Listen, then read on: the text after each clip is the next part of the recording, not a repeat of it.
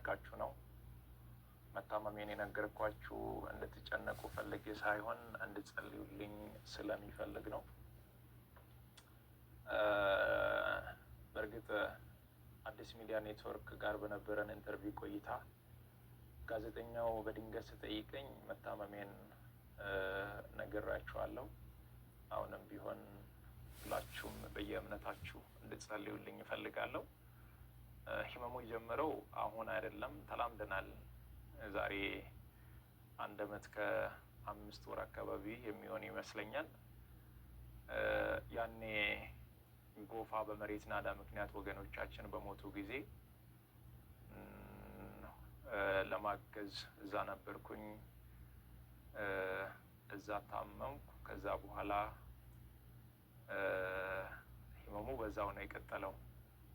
እስካሁን ባለው የህክምና ክትትል እያደረግኩ ነው። ቀጣይ ያለው የህክምና ሁኔታ በቅርቡ ከሀገር ውጭ ሄጄ በቂ ህክምና አደርጋለሁ። ህክምና ብቻ ሳይሆን በዚህ ሰዓት ለእኔ የሚያስፈልገው ኢትዮጵያ እናቶች፣ ኢትዮጵያ አባቶች፣ ወጣቶች ሁላችሁም በየእምነታችሁ እንድጸልዩልኝ እፈልጋለሁ። እኔ ወደ ህክምናው እስከሚሄድ ድረስ ታመሙ አልጋ ላይ ያሉ ወገኖችን እያሳከምን እንቆያለን። በመጨረሻም አንድ ማለት የሚፈልገው በዚህ ሰዓት ለእኔ የሚያስፈልገኝ አንድ ነገር ብቻ ነው። አሁን ከሚነግራችሁ ነገር ውጪ ለእኔ ምንም ነገር አያስፈልገኝም። ሁላችሁም በየእምነታችሁ ጸልዩልኝ። ጸሎት። አሰላሙ አለይኩም ወራህመቱላሂ ወበረካቱ። ውድና የተከበራችሁ የኡሙ ቢላል ቤተሰቦች እንዴት ናችሁ? ሰላም ነው? ከኔ ጋር ሁሉ ሰላም አልሐምዱሊላህ። እናንተ ደህና ናችሁ? ዛሬም እንደተለመደው እንግዲህ በሌላ ቪዲዮ ተከስቻለሁ ኢንሻአላህ። ዛሬ ደግሞ የሚያሳዝን ወንድማችን ማስተር አብነትን የማያውቅ ሰው የለም መቼም፣ በተለይ ውጭ ሀገር ያለን ሰዎች ማለት ነው። ሁሉም ሰው ያውቀዋልና ሱብሃንአላህ። ሰው ቆሞ ሲሄድ ጤነኛ ይመስላል፣ ሲስቅ ያኔ ጤነኛ ይመስላል። ማንኛውም ሰው ሲስቅና ቆሞ ሲሄድ ልብስ ለብሶ ሲሄድ ማንኛውም የውጭ ሰው ጤነኛ ነው ብሎ ነው የሚያስበው። እንደሰማችሁት ነው መጀመሪያ ላይ። ሁላችሁም በዱዓችሁ አስቡት ማለት ነው። መልካም ሰው ነው፣ ቅን ነው። ወላሂ የድሃዎችን እንባ ይገድፈው። ዱዓ አድርጉለት እና ለሱ ዱዓ ነው የሚያስፈልገው። ዱዓ አድርጉለት ሁላችሁም ማለት ነው። አላህ ሱብሃነሁ ወተዓላ ህመሙ ደግሞ ካንሰር የሚባል ነው። ሀቂቃ ከባድ ነው። አላህ ሱብሃነሁ ወተዓላ ያስተካክለው። ባለፈው እህታችን አይታችኋታል፣ ህንድ ሄዳ እግሯን ተቆርጣ ነው የመጣችው። እሱም እንደሚለው እንደዛ ነው።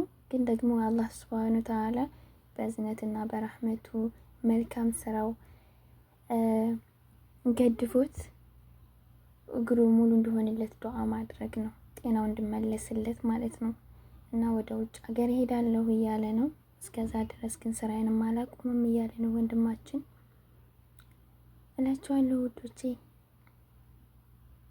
ሀቂቃ በጣም ነው ያሳዘነኝ እና ዱዓ አድርጉለት። በዱዓችሁ አትርሱት ወንድማችንን። አላህ ይገድፈው ስለ ሁሉም ነገር። መልካም ሰዎች ላይ ማለት ነው ፈተና ይበዛል። በነገራችን ላይ በዚህ ምድር ለቅን ሰዎች አትሆንም። ፈተናው በጣም ከባድ ነው። ፈተና ይበዛል መልካም ሰዎች ላይ እና ዱዓ ነው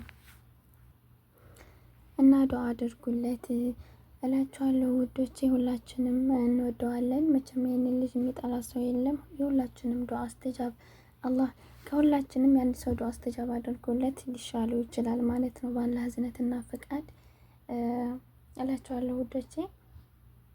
የስንት እናቶች እንባ አባሽ ነው እያየነው ነው። ወላሂ ልጅ እሱና መልእክተኛው ማለት ነው የሚሰሩት ቅን ስራ ወይም መልካም ስራ፣ በጣም ደስ የሚል ስራ ነው የሚሰሩት ማለት ነው። አላህ ሱብሃነሁ ወተዓላ ያስተካክልላቸው ሁሉንም ነገር፣ መንገዳቸውን በሙሉ ቀኝ አድርግላቸው እላችኋለሁ ውዶችና ዱዓ አድርጉለት ለማለት ያክል ነው። ውዶቼ በነገራችን ላይ ማንም ሰው ግን እንደዛ አይገምትም። እሱ እንደዛ አይነት ህመም ይኖርበታል ምናምን። ሱብሃንአላህ ማንኛችንም ሰዎች የራሳችን ህመም፣ የራሳችን ችግር፣ የራሳችን ብሶት አለን በነገራችን ላይ ማለት ነው። ያው ልብስ ስንለብስ ሰው እንመስላለን።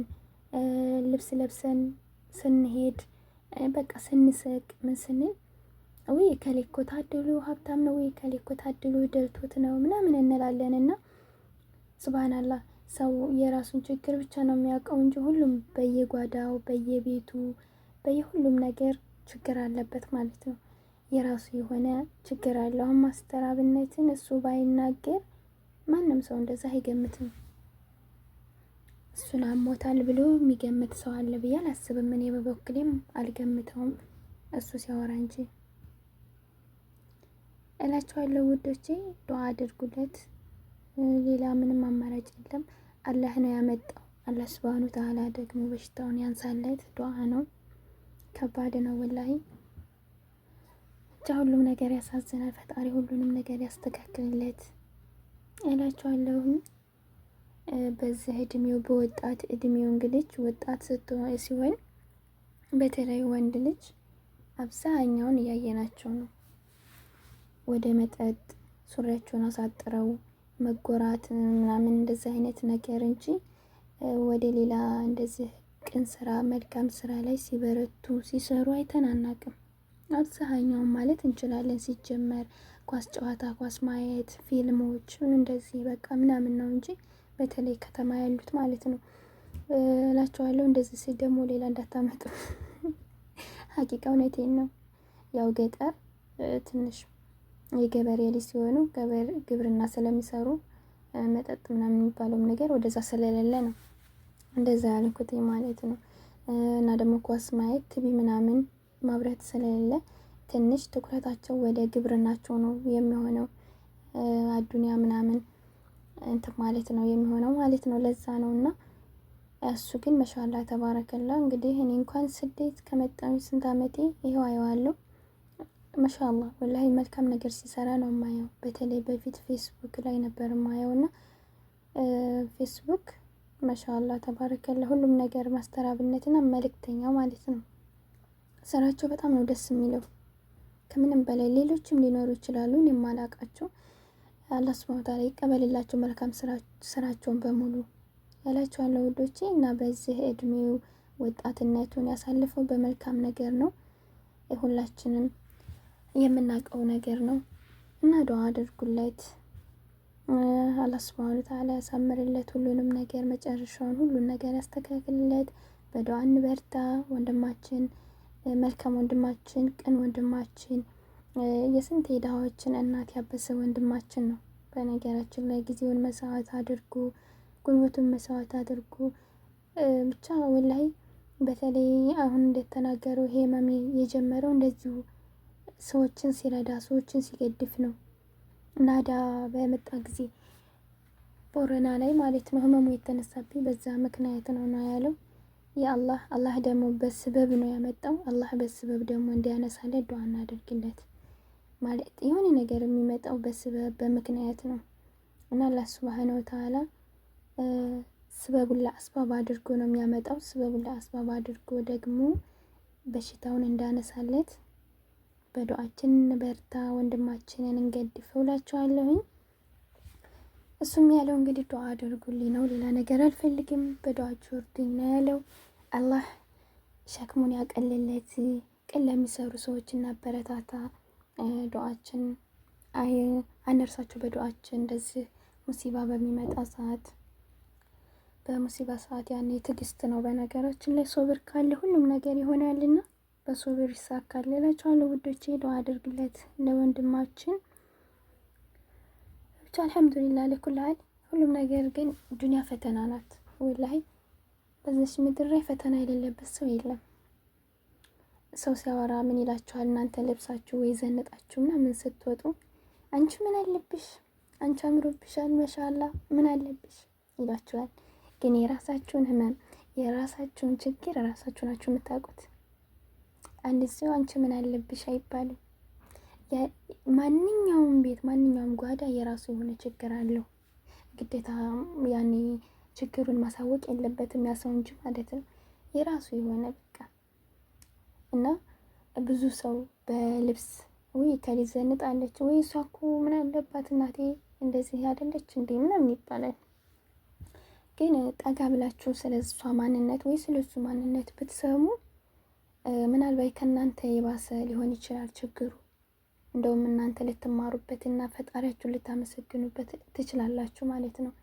እና አልሐምዱሊላህ ለኩል ሐል ስለ ሁሉም ነገር አልሐምዱሊላህ አለ ኒዕመት ዱንያ ማለት ነው። እና ስለዚህ ሰው ስለለበሰ ስለሳቀ ያ ሰው ደህና ሰው ነው ወይም ደግሞ ደህና ኑሮ እየኖረ ነው ወይም ደግሞ ደስተኛ ነው ማለት አንችልም። ህመሙን እራሱ ነው የሚያውቀው ሀቂቃ ማለት ነው። ብዙ ሰዎች እንደውም አብዛኛውን ሰዎች ዘንጠው ምናምን የሆነ ኢንተርቪው ሲደረጉ ሲያወሩ ታያችኋቸው እንባቸው ነው የሚቀርመው። እንባቸው ይቀድማቸዋል ከችግራቸው በፊት እንባቸው ነው የሚቀርማቸውና እንደዚህ አይነት ሰዎች ደግሞ ያሳዝናሉ ሀቂቃ። እና ሁሉም ችግር ልብስ ሸፍኖት እንጂ ሁሉም ሰው የራሱ ህመም አለው፣ የራሱ ችግር አለው እላችኋለሁ ውዶቼ። ሁላችንንም አላህ ሱብሃነሁ ወተዓላ ፈተናችንን ያቅልልን። ሙሲባ ሲመጣ ደግሞ ሰብር ነው፣ በሶብር ነው የሚስተካከለው። አላህ ከሶብረኞቹ አድርገን በሚያመጣብን ፈተናዎች በሙሉ መጨረሻችንንም ኸቲማችንን አላህ ያሳምርልን ውዶቼ። እና እንደዚህ ነው የምላችሁ። ዱዓ አድርጉለት ለወንድማችን፣ እሱንም ፈጣሪ ያግዘው ያቀልለት። ኧረ ሰው አይታመም ወላሂ። እና እንደዛ ነው ብቻ። ባለፈው አይታችኋት አለችን ቆንጅዬ የምታምር እድሜዋ የራሱ በእኛ እድሜ ልክ ገና ልጅ ናት ማለት ነው። ህንድ ሄዳ እግሯን ተቆርጣ የመጣችው ልጅ እንደዚህ ሱብሃንአላህ። የስጦታ ፈገግታዋ ደግሞ እንዴት አባቱ እንደሚያምር ማሻአላህ ተባረከን ተብያታለሁ። ሁሉ ነገሯ በጣም የተሟላ ነው። ግን እግሯ ተቆርጣ እንኳን ፈገግ እያለች ነው ቪዲዮ የምትቀረጸው ካወቃችኋት ማለት ነው። ቀጣይ እንደውም ቪዲዮ አመጣላችኋለሁ። ግን እሷ እግሯ ብቻ አይደለም ያኔ ብዙ ነገር አሳልፋለች ስታወራ፣ በጣም ብዙ ነገር እግሯ ብቻ በተቆረጠ ሳይሆን ብዙ ህመሞችን ችግሮችን አሳልፋለች። ግን ፈገግታ ይለያትም ማሻአላህ አለይሃ ወላሂ። አሁን እሷን ስታው በተለይ የሆነ ችግር ያለባችሁ ሙሉ አካል አላህ ሰጥቷችሁ በቃ ጤና ሰጥቷችሁ ግን አለ አይደለ ውስብስብ ያለ ፈተና ደግሞ ይመጣባችኋል።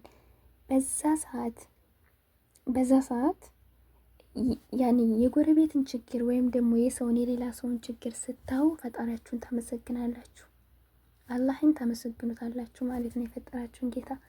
ለምን ብትሉ ወላ የሆነ ነገር ፈተና ከመጣብኝ ወይ ቲክቶክ ገብቼ የሆነች ታሪክ ነው የምሰማው። ሲጀመር ቲክቶክ ላይ ከገባሁኝ የሆነ የሰው ታሪክ እኔ እኮ እንደዚህ ኩኝ እኔ እኮ እንደዚህ ኩኝ፣ ግን አላህ በቃ ያን ነገር እኔ እንዳመሰግነው ያንን ነገር እያሰማኝ ነው ያለው። እና ደግሞ አልሐምዱሊላህ ረብል ዓለሚን ወይ እኔ ምን አለብኝ እኔ እንደዛ አይደለሁ እንዴ ብዬ ወይ ፈጣሪ ይቅር በለኝ አልሐምዱሊላህ ሽኩር አላህ ብዬ ወደ ራሴ እመለሳለሁኝና ሰው ስትሆኑ መማር አለባችሁ።